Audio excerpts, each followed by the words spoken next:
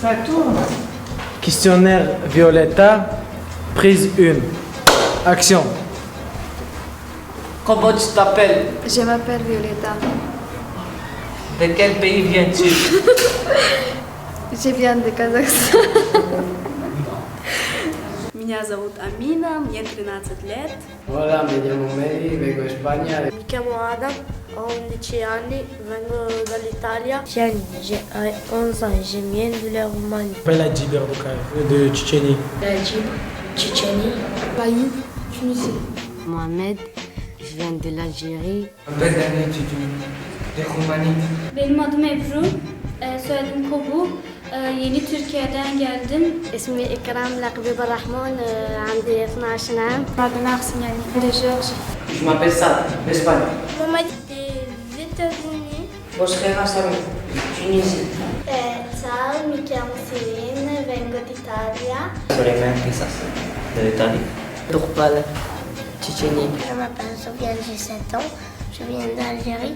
Hola, me llamo Fida, tengo 12 años, vengo de España, de Almería. Zubair Ahmad, de Afghanistan. Samira, je viens d'Algérie. Mohamed, j'ai 9 ans, je viens des États-Unis. Mariam, des États-Unis. Je m'appelle Ahmed. Je viens d'Albanie. Atis, je viens de Turquie. Diana Costa, je viens de Portugal. Je m'appelle Vitaly, je viens d'Ukraine. Julia, d'Espagne. Je m'appelle Yolanda, de Khorasan.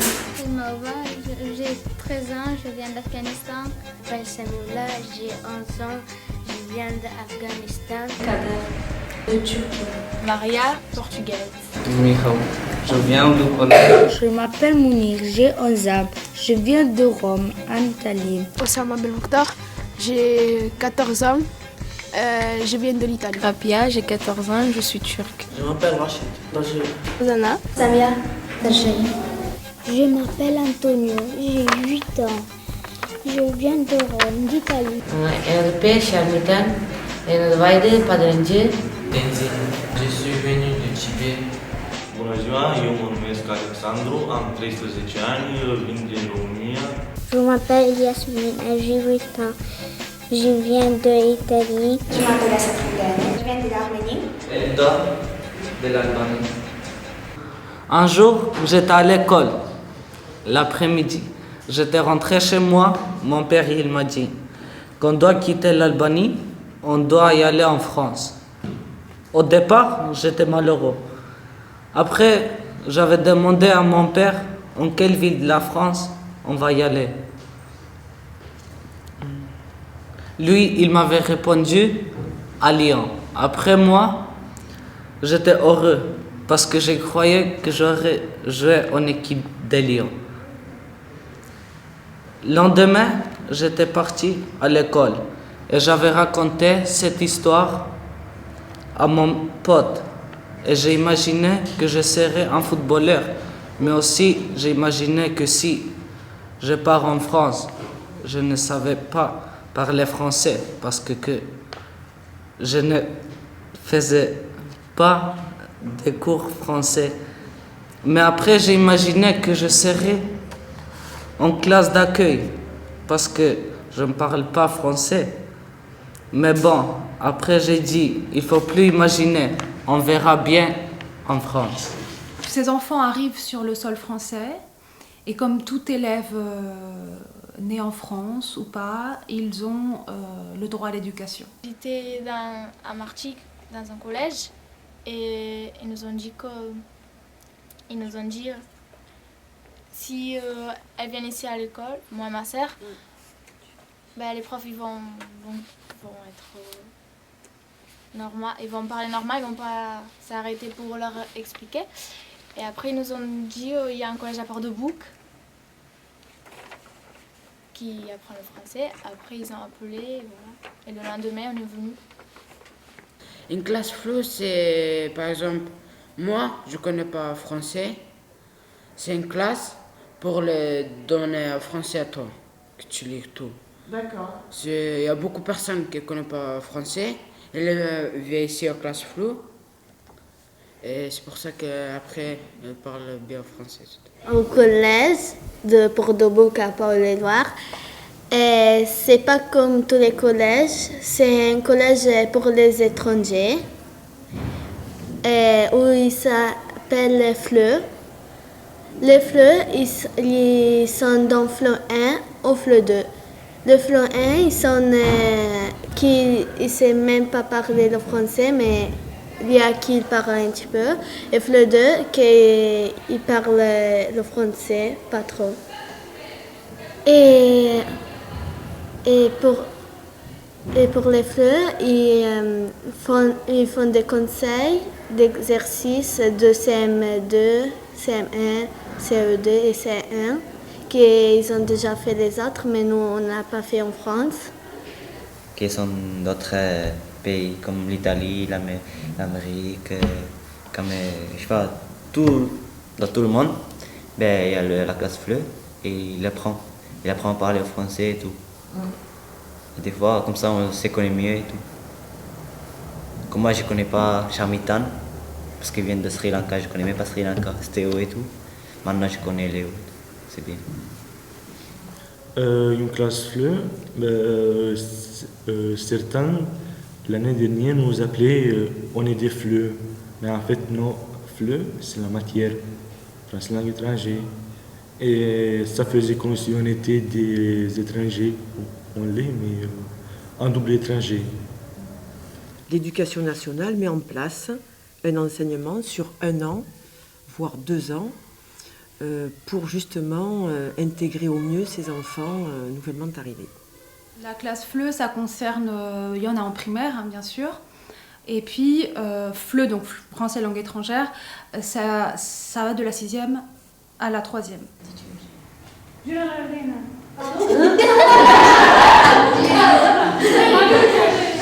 Comment tu t'appelles? Madou Djiriri. C'est Madou. Madi. Et si je dis Madi, ça va? Madi, ça suffit? Oui? Même m'appelle Mahmoud. C'est la poli. Ok. Bon, alors comme d'habitude, il faut faire un nouveau. Ah bah alors. C'est parti? Allez. Je m'appelle Ikram, j'ai 11 ans, 2 ans, je suis algérienne, je suis au 5e. Donc c'est Ikram. Je m'appelle Khadija, je suis 16 ans, je suis algérienne, je suis au 3e cycle. Je m'appelle Adam, j'ai 11 ans, je suis en classe 6e D, je viens de l'Italie. Je m'appelle Karima, j'ai 15 ans.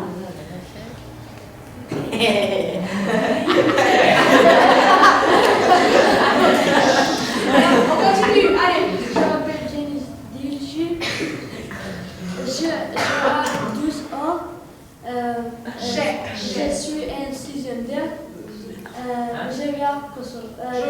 Très bien, je viens. On connaît pas. Je m'appelle Madi Djouelia, j'ai 14 ans, je suis en classe de 5e. Je viens de Comores. Ouais, je viens des Comores. Et on m'a dit Isola, une terre, et autour il y a de l'eau. Voilà. Et le Sri Lanka, c'est une île, les filles. Et les Comores aussi, c'est une île. Dans l'académie d'Aix-Marseille, il y a 47 classes FLE, partagées entre le collège et le lycée, mais très très peu finalement au lycée. Voilà le Burundi. Qui vient du Burundi? Hakim. Madame. Je me rappelle, c'était le 6 janvier que je suis venue parce que c'était mon anniversaire.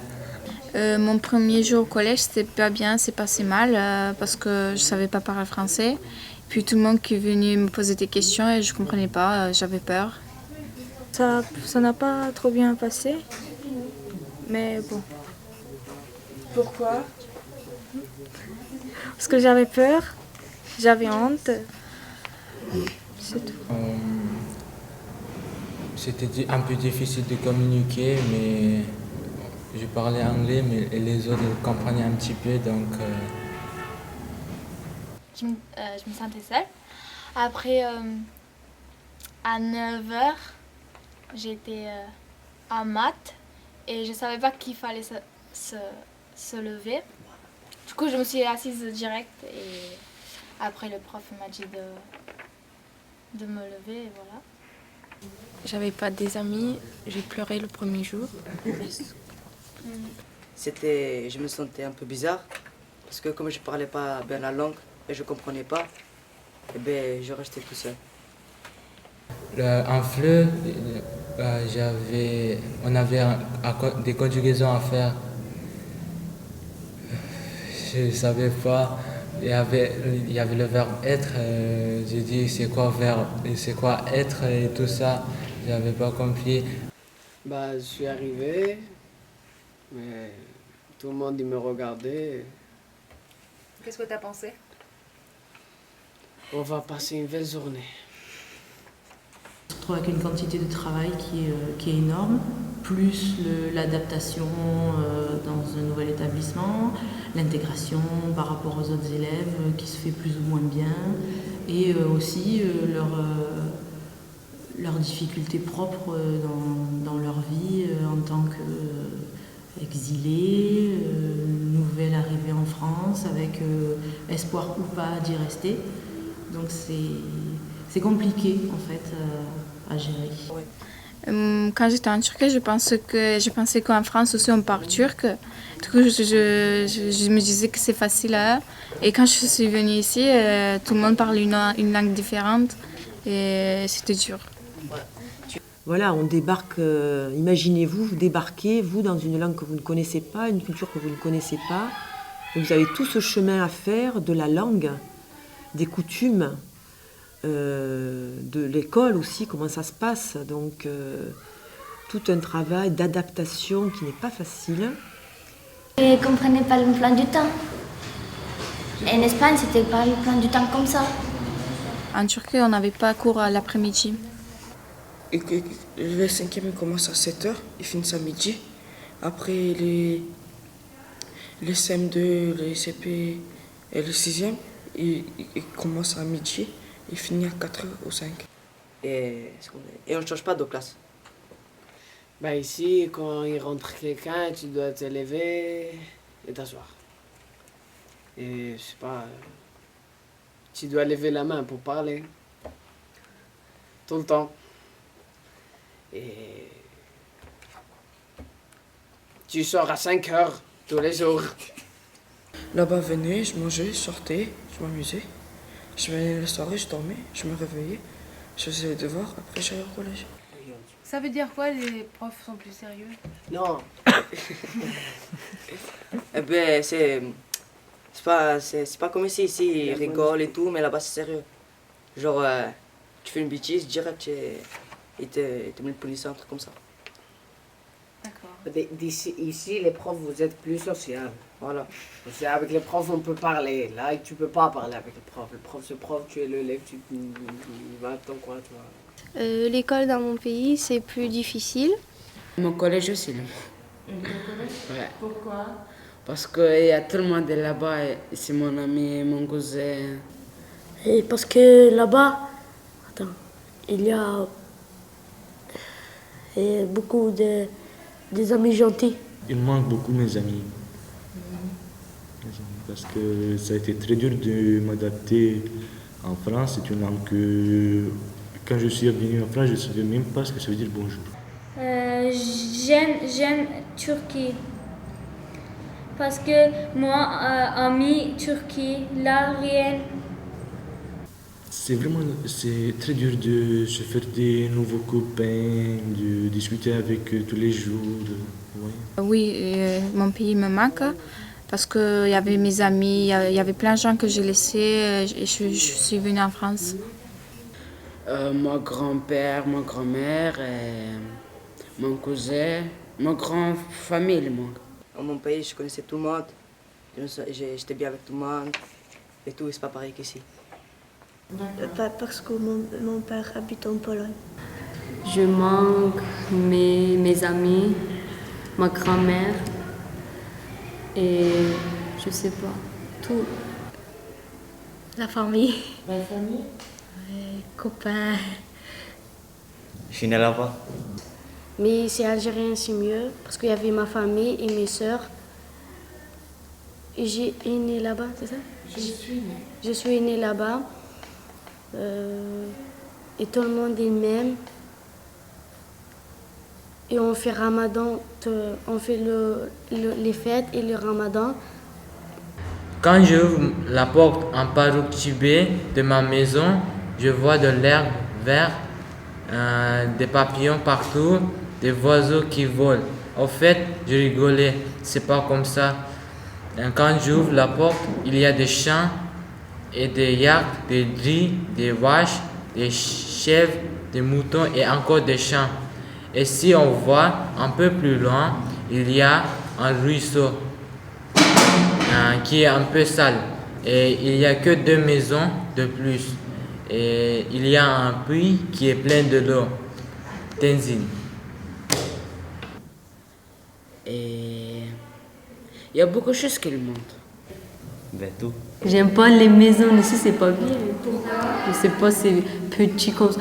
J'arrive pas comme ça à respirer. Il y a des léopards et des lynx. Eux, ils peuvent habiter au froid. La neige est plus grande qu'ici. Ah ouais? Et ici, c'est rien. D'accord. C'est combien? Comme ça, là. Et il fallait faire des frigos pendant l'hiver. Tu pouvais mettre la viande n'importe où, elle se gèle. La nourriture. J'aime trop manger des pizzas. Je sais pas, mais c'est juste pas pareil qu'ici. Déjà, le pain, il est pas pareil. Kuşbaşı, ciğer, tantôt, ondan sonra... Ah, il est parti. Et les poissons, pas les poissons grands, les poissons là que tu seras manger tous les dimanches, tout ça. Et mon foot aussi, il manque. Le foot? Ouais, parce que moi et mon cousin, quand on sort, on joue foot, basket.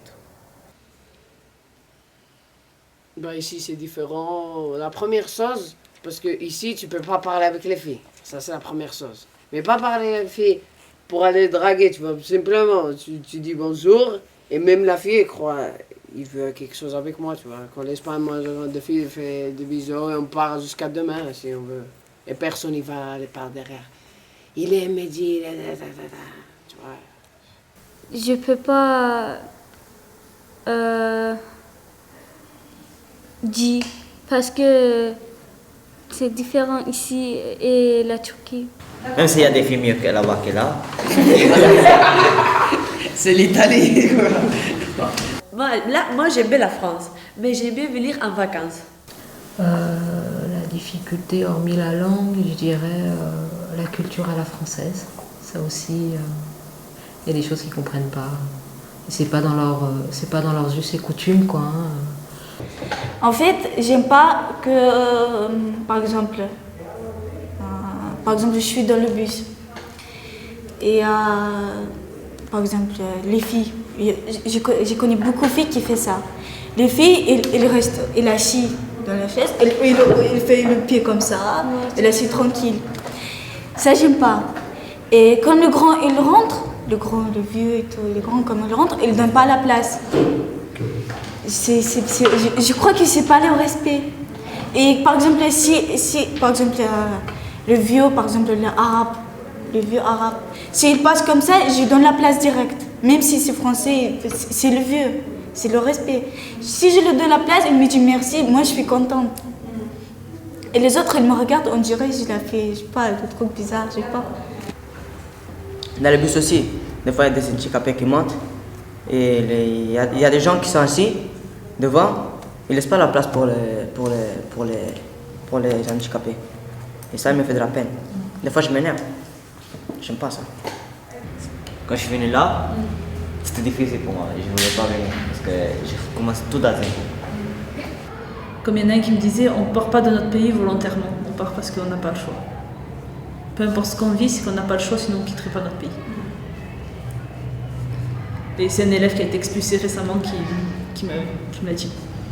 Ils viennent d'un peu partout dans le monde et souvent des zones sinistrées. Il faut voir que quand même l'immigration comme ça forcée, Et c'est toujours un déchirement, c'est pas des gens qui partent en programme Erasmus ou qui partent en voyage en vacances. Pour des raisons économiques, des raisons sanitaires, des raisons de conflits. Voilà, donc les familles ont fait le choix d'émigrer en France. Pourquoi tu es venu en France? Bonne question quand même.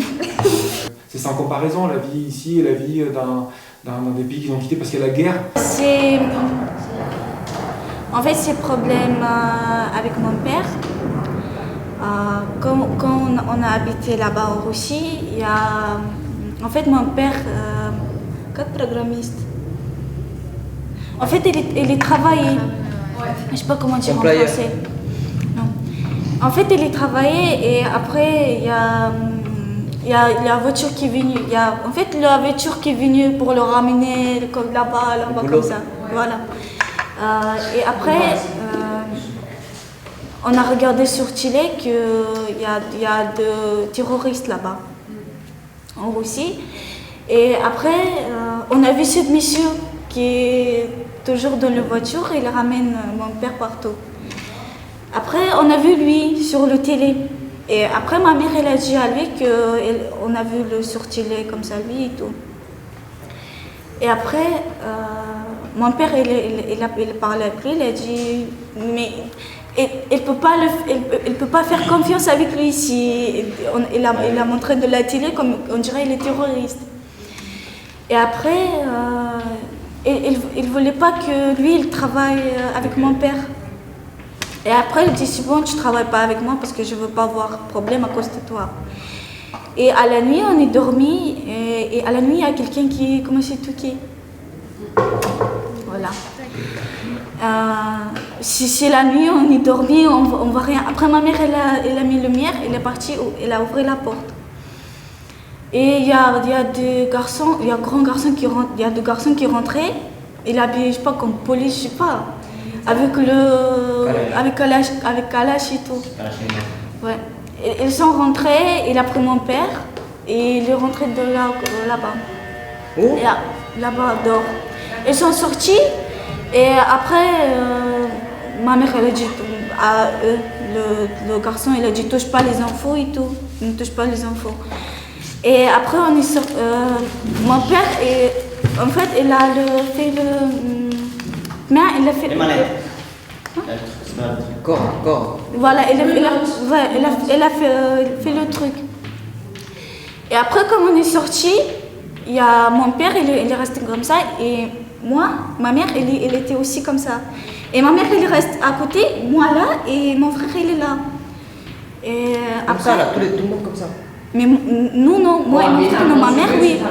Ouais. Hein? Quand tu veux, tu t'arrêtes. Oh, d'accord. Ah, ça va. Non, c'est pas ça.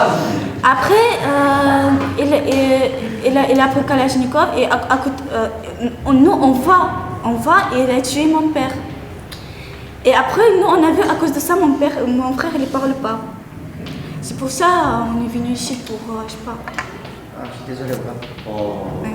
Merci Amina d'avoir raconté ça. Ah, je suis désolé.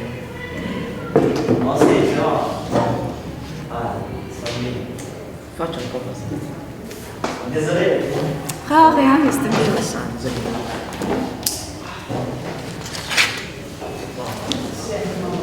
Трудно, конечно, но надо улыбаться.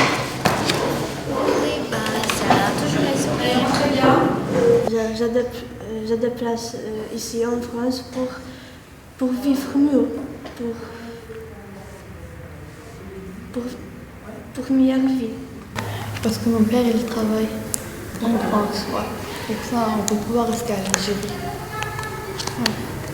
Pour ça, on vient là. D'abord, de partir, c'est pas facile. D'arriver, c'est pas facile. D'être ici, c'est pas facile. Tu vois, à chaque fois, c'est des déchirements. Et ces gens-là, ils placent juste l'espoir en la génération d'après. Franchement, mais quel courage, quoi. Voilà, le premier, je dirais, la première base pour qu'une personne s'intègre ici en France, c'est la langue. Ouais. Pour qui c'est pas évident, je dirais, à assimiler. Et il y a le jeu des enfants, pour qui l'apprentissage se fait beaucoup plus facilement que les adultes. Je vais apprendre le français parce que je vais parler avec mes copains et copines. Pour parler avec eux.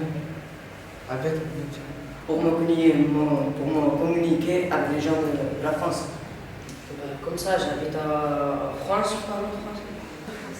Parce que j'aime les filles françaises.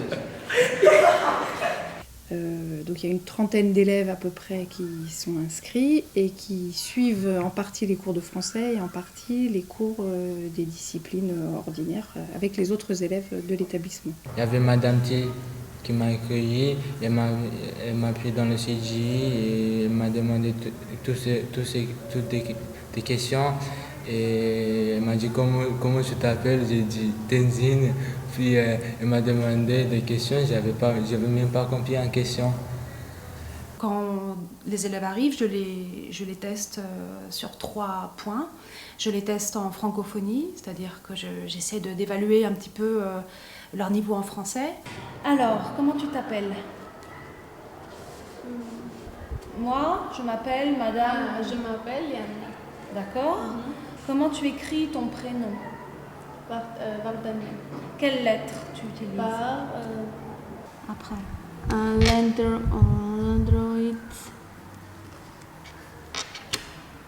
Oui, très bien.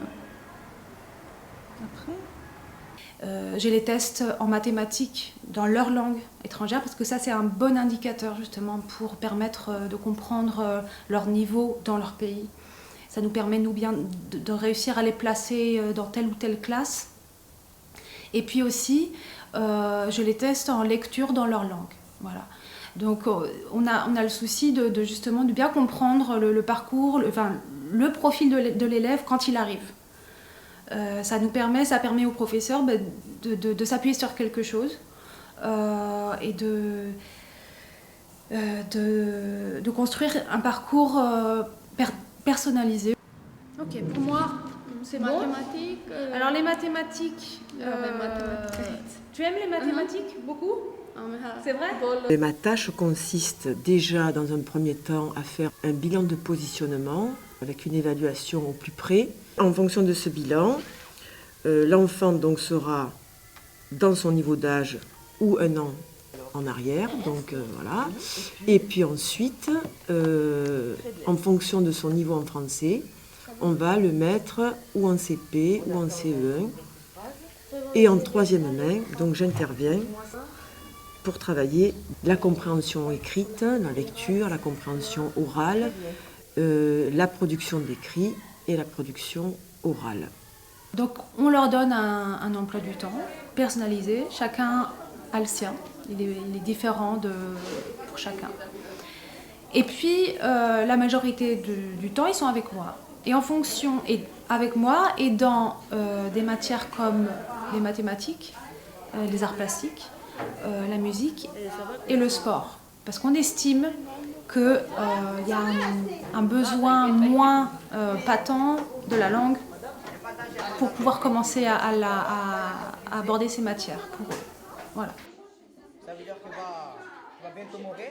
Après ça, le stress. Après ça finit par la mort. D'accord. Il respire plus après. D'accord. Qu'est-ce qui, dans votre travail, représente le désordre? Non. On a choisi de faire FLE 1 et FLE 2 parce qu'on s'est aperçu que pour beaucoup, c'est pas suffisant. Ils ont besoin d'un soutien encore en deuxième année. Donc on a 12 heures de FLE réparties FLE 1, FLE 2, plus d'heures en FLE 1, bien entendu. C'est là au moment où ils arrivent qu'ils ont plus besoin d'être immergés et aidés. Et puis 3 heures réservées pour les sciences, puisque là aussi c'est important que ces élèves apprennent assez vite à se déployer aussi dans d'autres matières déterminantes que sont les matières scientifiques, justement pour ces élèves peut-être qui souhaiteraient faire des études longues. D'accord. Et donc, son image à 5, ça serait... Non, tu laisses comme ça. Attention, le 7, qu'est-ce que c'est? Tout 3 fois 3, 6, non, 3 fois 12. Alors, l'air de la... Il passe aussi beaucoup de temps au CDI avec Madame Thiel, qui, dans son emploi du temps, ménage du temps pour les accueillir en renfort d'histoire-géographie, par exemple, en soutien, FLE, voilà. Donc elle est très présente aussi Ça, c'est pour les- que l'élève n'ait pas un emploi du temps trop morcelé ou qu'il y ait trop d'heures Là, nous avons de vide. C'est important qu'il soit encadré. Là, nous avons Des poissons. des poissons et des coquillages, d'accord. Moi, madame. Allez, 401 pigeons. 480. C'est facile. C'est ça, divise. Allez, 480. Madame, c'est quoi les temps? Alors, au total, dans notre dispositif, on a 15 heures. J'espère les garder parce qu'elles sont précieuses. Et puis, moi, j'accueille dans ma classe des élèves de tous les niveaux. C'est-à-dire qu'en FLE 1 et en FLE 2, les 6e sont mélangés avec les 3e et toutes les nationalités sont mélangées également. Cette année, par exemple, j'avais 5 écoles. Donc, j'ai des enfants entre 3 et 5 élèves par école. Donc, effectivement, eh bien, j'essaye de faire un emploi du temps au mieux pour les avoir un maximum de 6 heures et un minimum de 3 à 4 heures et demie, 5 heures, en fonction, en fonction du partage de ces écoles. Donc, eh bien, moi, je suis itinérante. En fonction des progrès des élèves, petit à petit, on leur rajoute l'histoire géo, ou bien la SVT, la physique, voilà, la techno. Ça, c'est vraiment en fonction des progrès. Et chacun, ce sera différent. Voilà. D'aucuns vont avoir plus de facilité à commencer l'histoire géo, et d'autres, ce sera la SVT. Voilà. Donc c'est très personnalisé. Donc on fait souvent le point avec les professeurs, avec la direction pour voilà, dire écoutez, cet élève, il m'a demandé, il aimerait bien faire l'histoire géo, il se sent prêt, ah d'accord, on en parle avec le prof, il dit ok. L'activité s'appelle Je suis arrivé. Est-ce que tout le monde comprend ce que ça veut dire Je suis arrivé? Oui. Alors on va tous, comment on dit en espagnol Je suis arrivé? Bienvenue. Oui. Oui. Comment on dit en portugais je suis arrivé? Comment? Voilà. En italien, je suis arrivé. Voilà, donc ces enfants deviennent finalement des élèves du système français, de l'éducation nationale, et l'objectif c'est ça, c'est de les intégrer le mieux et le plus rapidement possible. Vous écrivez la date d'aujourd'hui, vous écrivez « Je suis arrivé » et après vous collez ça. C'est compris? Ça c'est quoi, madame? Ça c'est le questionnaire pour se présenter. D'accord? Comment on fait ça? On va prendre les questions. On va commencer à les lire et commencer à essayer de comprendre les questions. Ok? Question 1. Tu la lis, s'il te plaît? Oui. Écrire en français. On va pas écrire, on va parler. Cette question-là, c'est quel âge as-tu? Tu comprends? Alors, réponds à la question. J'ai 15 ans. Voilà, pareil, faites j'ai 15 ans. Ok? Jeudi 18 juin. Ok, ça c'est fait. Deuxième fiche. Nous sommes Nous sommes ont été en. en Hein, ok, en été. Là aussi, il y a les liaisons. Nous sommes en automne. Alors, il y a des jouets, effectivement. Alors, est-ce qu'on peut essayer de voir tous les jouets? Hamster. Très bien. Hamster, qu'est-ce que tu connais d'autre? Des billes. C'est différent, si c'est un dialecte ou pas, s'il y a une scolarisation antérieure ou pas, si c'est une langue latine ou slave ou germanique ou anglophone, c'est différent. Mais il faut savoir quand même que le français, ça reste une langue des plus difficiles à enseigner. Tout le temps, tu es à l'école et tu sais pas parler français, quand personne parle, tu fais ça. Tu es comme les langues. Oui, les langues. Je sais pas, c'est animaux. C'est Échec qui veut. Comme les ânes. Les ânes. Oui, comme les Tu ânes. regardes comme les ânes. Quelqu'un me parle, tu regardes Mais comme pas ça. maintenant, avant. Pourquoi? Parce que tu comprends pas? Oui. La prononciation, la conjugaison et les COD, les COI, les COS et tout ça. Que je comprends pas français. Moi, maths, je comprends pas quoi. Après, les filles, les garçons, parler, quoi. Que ce soit en mathématiques, ils ont beaucoup de mal à comprendre ce qu'on leur demande. Ils sautent des mots. Donc c'est essayer d'apprendre à les poser un petit peu là-dessus, à leur donner des synonymes. En SVT, il y a beaucoup de vocabulaire qui les embête, surtout avec le programme de 3e. Parce que c'est des mots qu'ils ne retrouvent pas ailleurs et qui ne sont pas toujours dans les dictionnaires. Donc là, c'est un peu plus complexe. J'ai des élèves russes cette année en classe en 4e. On s'est dit, il vaut mieux qu'elles soient en 4e, qu'elles entendent un petit peu d'espagnol, qu'elles soient un petit peu dans le bain et qu'on continue après en 3e. En attendant, je fais quoi avec elles en classe? C'est très compliqué. Elles ne savent pas écrire l'alphabet français ou espagnol, c'est le même. Pour parler, elles ne comprennent pas tout ce qu'on leur dit. Donc voilà, j'ai retenu ce mot, oui, bon, bah, c'est bien. Voilà. C'est un début. Mais alors, le souci, c'est la compréhension de consignes. C'est-à-dire qu'au démarrage, moi je travaille avec des situations de problème, donc il est vraiment important que l'élève ait compris le contenu de la question. Je dirais que c'est au début que c'est le plus difficile pour eux. Ceux qui sont dans le dispositif, qui intègrent au tout début d'année le dispositif, qui intègrent le cours d'histoire géo, c'est assez compliqué parce qu'on travaille beaucoup à l'oral, on travaille beaucoup aussi à l'écrit. Et dans les deux cas, quand ça va assez vite, ils ont du mal à quand je dicte évidemment en 3e, ils peuvent pas. Quand je parle trop vite, en 4e l'an passé, il me l'avait fait remarquer, mais assez tardivement d'ailleurs, il m'avait dit que j'articulais pas assez ou que que je parlais trop vite, que j'avais une vitesse d'élocution trop rapide. Donc je suis obligé de m'adapter un peu par rapport à ça. Le professeur, il dicte, j'arrive pas à écrire, parce que c'est difficile l'écriture française. C'est pas la même chose quand tu parles et tu écris. En Italie, oui, je parle et tu écris, c'est la même chose. Il y a beaucoup de situations. Il y a des élèves qui comprennent très bien quand je parle et d'autres qui me disent oui, mais qui en fait comprennent très très peu de choses dans ce que je leur dis. C'est plus important les mots. Et tu comprends pas un mot, si tu comprends pas un mot dans le contrôle qu'on fait dans l'école. Tu arrives pas, tu sais pas, il dit quoi, ça veut dire quoi ça.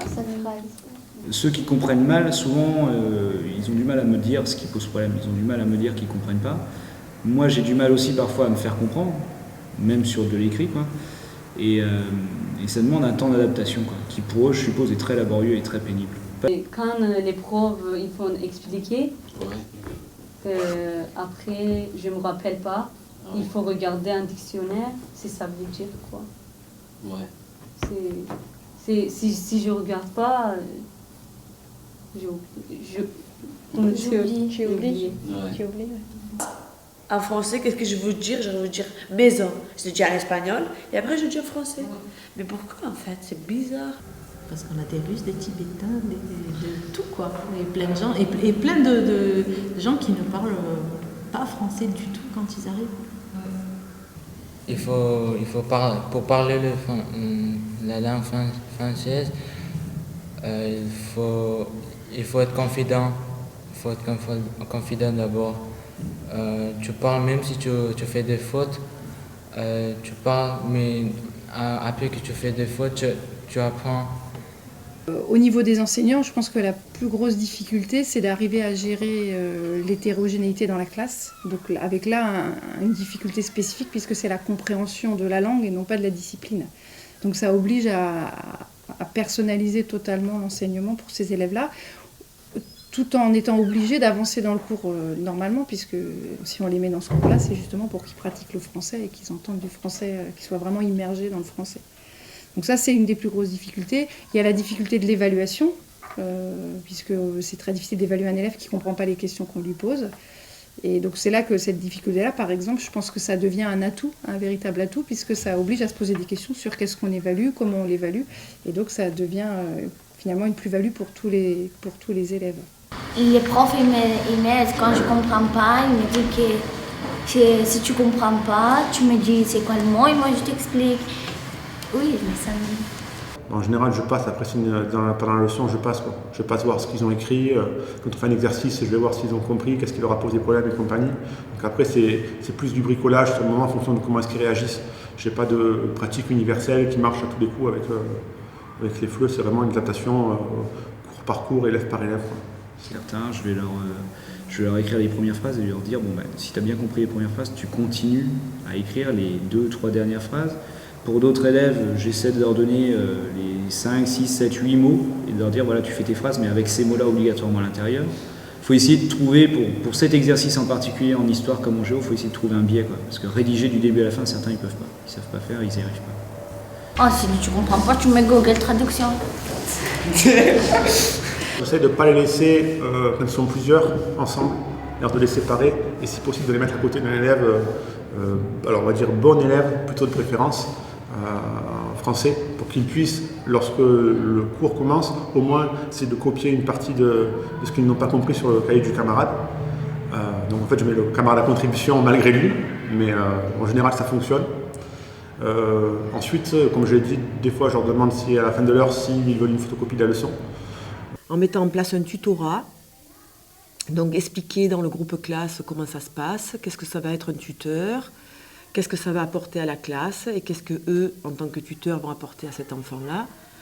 Eh bien, ça se passe sans aucun problème. Les enfants ont envie d'aider donc cet enfant qui arrive. Donc ça permet de prendre le relais sur l'enseignant et ça permet d'intégrer au plus vite et au mieux l'élève qui arrive. Je fais un petit peu de théâtre, je mime bêtement j'utilise l'espagnol quand c'est un levier potentiel pour l'élève ou l'anglais et je joue beaucoup sur la solidarité entre élèves. Il existe des élèves qui sont de même nationalité ou qui parlent une langue maternelle qui est la même et puis on se débrouille. Et cette entraide-là, elle est valorisée et elle est positive, quoi.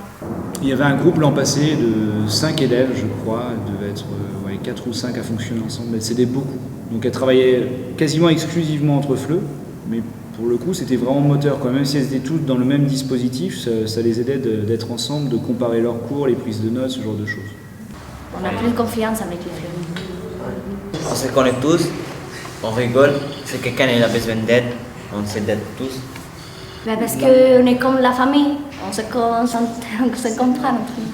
Pas comme ça, on apprend ensemble la langue. Parce que ici, j'ai une classe FLE qui sont tous gentils.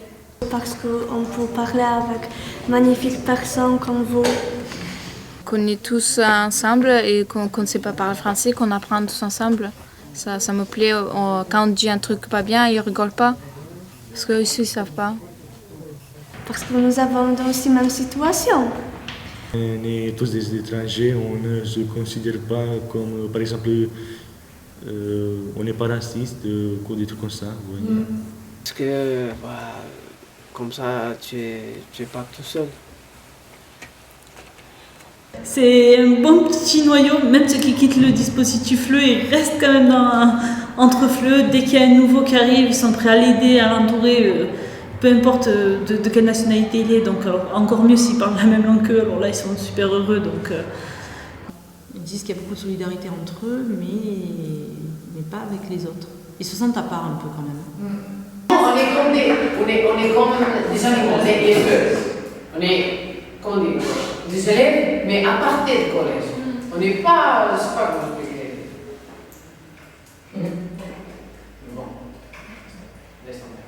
Eux, ils ont parlé derrière mon dos et ils croyaient que je ne comprenais pas. Et ils font ça même maintenant. Mais j'ai des amis français qui sont trop gentils avec moi. Enfin, je crois que les autres, ils ne comprennent pas que... Je sais pas. Peut-être que... ils croient que, je sais pas... je suis pas française et c'est pour ça qu'ils font pas d'amis avec moi. Mais ceux qui veulent faire, ils font.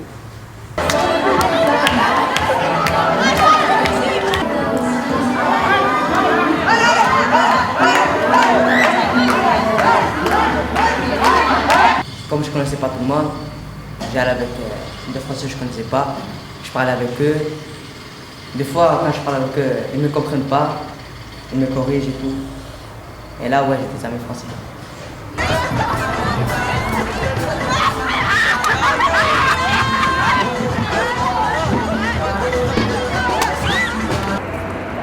Jeudi, c'est jeudi l'oral. C'est jeudi, t'as vu, c'est jeudi. Jeudi l'oral. Quand ils arrivent, en plus à être bons à l'école, en plus à être intéressés, moi c'est vrai que c'est un truc surprenant quand je vois des petits qui me demandent la règle du COD qui est placée avant ou comment on factorise des trucs avec des X et des Y, je me dis comment ils s'intéressent à ça quoi. C'est assez surprenant. Hein. C'est déjà surprenant pour n'importe quel enfant qu'un enfant s'intéresse à l'accord du COD, mais alors à plus forte raison quand tu vis dans 8 mètres carrés à 5 en sachant pas ce que tu vas manger le lendemain quoi. Eh bien ouais, c'est ça, c'est des survivants. C'est des survivants de ces politiques d'une Europe forteresse et meurtrière quoi, ce sont des survivants. Ils apprennent très vite par contre, c'est impressionnant. Et je pense que c'est leur besoin de se confier, de pouvoir parler à quelqu'un de ce qu'ils ont vécu qui est en train de... cette urgence d'apprendre la langue dans laquelle ils se trouvent. Mais c'est vrai que dans les classes, ils s'intègrent assez bien. On suppose que c'est compliqué. Moi, je les vois que 3 heures ou 3 heures et demie par semaine, donc je ne me rends pas bien compte. Mais on suppose que c'est compliqué pour eux. Et malgré ça, ils arrivent quand même assez bien à se faire à l'ambiance d'une classe ou même à s'entraider avec les autres. C'est des enfants qui aiment progresser rapidement. Ils sont motivés, très motivés. Ils savent que pour s'en sortir, il faut travailler. Donc, ça travaille à la maison. Chaque fois que je donne du travail pendant les vacances, c'est un travail qui est souvent réalisé. Mais avec le fil du temps, j'ai commencé à comprendre le français et à faire des phrases correctes. Donc je trouve que ces enfants s'en sortent quand même au bout d'un an quand même assez bien. Là, sur 8 enfants qui passent en 6e, 4 vont aller dans un collège FLE. Donc il y a pas mal de frères et sœurs qui sont déjà en place là-bas. Et donc 4 enfants qui vont intégrer un collège normal. Voilà, donc je pense qu'ils sont aptes à le faire. Je n'ai pas de recul parce que moi c'est ma première année, donc je vais un petit peu suivre ces enfants pour voir comment ça se passe. Mais bon, après, tous les autres enfants vont pratiquement être intégrés, ceux qui ont fait 1 an de FLE vont pratiquement être intégrés dans leur classe. Il y a des élèves de FLE qui sont surprenants par rapport à la compréhension qu'ils ont du fait que l'école, ça peut être le moyen pour eux de s'en sortir et qu'ils vont se donner à fond là-dedans. Et qu'il explique en disant oui, mais moi, si je veux m'en sortir, c'est ça. Et il n'y a que ça. Il n'y a personne qui va m'aider, il n'y a personne qui va me tendre la main. Donc il va falloir que... Et des fois, on est surpris. On a eu beaucoup d'élèves FLE excellentissimes, qui n'ont pas forcément un bon niveau dans leur pays d'origine, hein, en plus. Et voilà, on a quelques exemples encore cette année avec des élèves albanais, tibétains, c'est-à-dire qui n'ont rien pour se rapprocher à la langue française à la base. Donc, et qui vont avoir des moyennes générales, hein, je parle de 18, parce qu'ils vont être à fond dans l'école, hyper motivés et puis qui s'investissent. Ouais. Et ça c'est compliqué, c'est marrant les réactions des autres élèves par rapport à ça. Hein. C'est trop drôle. Ils nous disent, la dernière fois je rendais des contrôles et il y en a un qui me dit « Madame, ça fait honte quand même, ça marque mal. Lui il y a 2 ans, il parlait pas français, il a encore son accent et tout. Et c'est bon, il a 18 et moi j'ai eu 2. Et donc ils comprennent pas. Et je dis, mais en plus, là, on était dans le cas d'un élève qui est tibétain. Je dis, tu vois, tu peux pas te raccrocher à des lacunes. Parce qu'il n'a jamais étudié l'espagnol, il n'a jamais étudié le français. Donc tu peux pas dire, moi j'ai des lacunes depuis longtemps. Parce que les lacunes, elles sont les mêmes de son côté à lui. Donc c'est bien qu'à un moment donné, tout est donné en classe pour que vous puissiez réussir. Et vous ne le prenez pas, ça. Et donc il y en a beaucoup qui reconnaissent, ouais, mais bon, nous on s'en fout. Voilà. Il y a aussi un phénomène de motivation dans le sens où quand c'est un élève FLE qui est vraiment, qui a vraiment envie, qui essaye vraiment, ça dynamise la classe, il veut participer et compagnie, donc ça c'est vraiment sympa aussi. J'ai 2-3 exemples où des élèves FLE sur une classe qui était plutôt endormie, le fait qu'ils soient là, ça permet de... Enfin, les autres ils voient qu'on peut y arriver, que quand on a envie de participer et compagnie, ça marche bien. Ouais. C'est extrêmement intéressant d'avoir cette structure, puisque ça permet, ça oblige à se poser la question de l'accueil. Comment on accueille les élèves qui arrivent et qui sont différents. Leur expérience fait qu'on réfléchit à la façon dont nous on est en classe. Et je pense que c'est pareil pour les élèves aussi.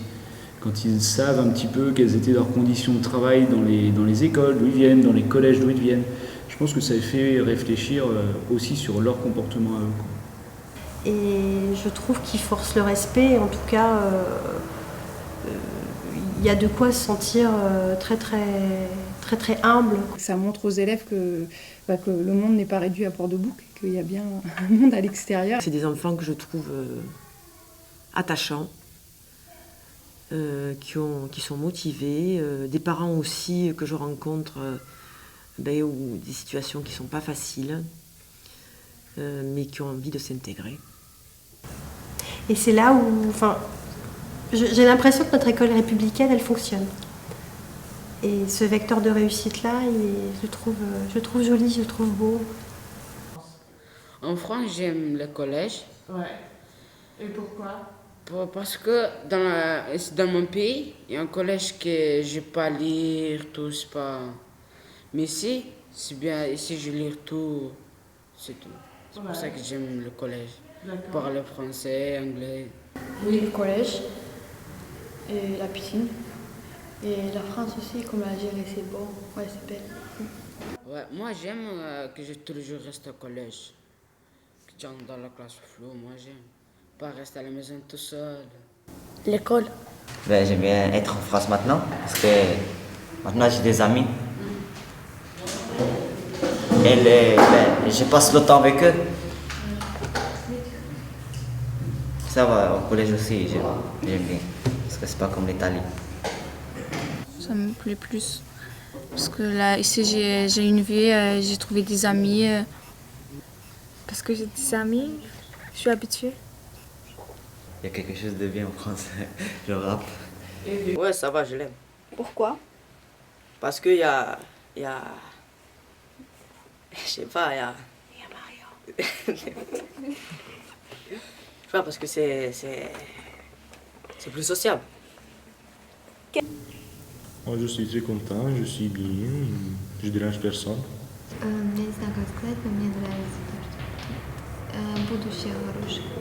En fait,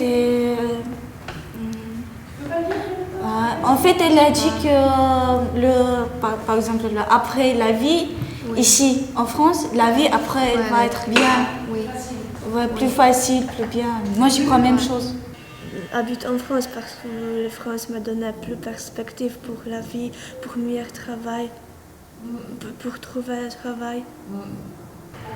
Si je finis cette année avec des bonnes notes, après je vais avoir mon bac et tout ça, ben oui, pourquoi pas faire la vie avec un travail et tout. Acheter une grande maison ou une poule. Prof d'anglais. Chirurg. Docteur. Oui, docteur, c'est... Qui coupe... Oui, c'est qui fait l'opération, c'est plastique. Oui, chirurgien. Oui, plastique. Je veux être professeur de français. Pourquoi? Parce que j'aime bien le français, je veux apprendre le français et aussi je veux apprendre les autres qui arrivent d'autres pays comme moi. Je voudrais être un joueur de foot. Je voudrais bien être footballeur, mais après je voudrais être police. Moi, je veux être chimiste à l'usine. Qui prend le bébé en fait? Je sais pas comment il s'appelle. Sage-femme. Sage-femme, voilà. C'est ça. Exactement, c'est ça. Tu reviens pas sur moi. Voilà. va bien. Et tu imagines ça en France? Oui. Je sais pas, moi je vais faire un bac scientifique, après ça je ne sais pas. Après, comme j'ai pas grand, maintenant je connais le français et tout. Ouais. Et partir à mon pays, je prends les docteurs et tout. Médecin. Je veux trop être policier, psychologue, des choses bien. Médecine. Je voudrais être traductrice. Prof de maths. Je vais au lycée, je vais faire mécanique auto, mais après, je sais pas. Je vais faire travail à un magasin. Footballeur. Peut-être le docteur. Pour l'instant, c'est mécanique, mais j'essaye de faire aussi policier. Je voudrais être avocate. Plus tard, c'est pas. On verra après. Chirurgien dentiste. Je vais faire plus tard policier. Ambassadeur De quel pays? de France. Et moi je suis obligé de rester. Oui, parce que je suis un réfugié politique. Et donc, obligé. Peut-être avant le Tibet, Jusqu'à que je devienne français. C'est difficile quand on est ici en France, c'est la chance. Je vais pas retourner. Mais dans les vacances, ça va. Mais pour la vie, non. Je me plais plus en France. Pourquoi? Parce que maintenant je suis habituée et Oui, j'aime la France, malgré que Pologne me manque parfois, mais j'aime France. Je reste un peu.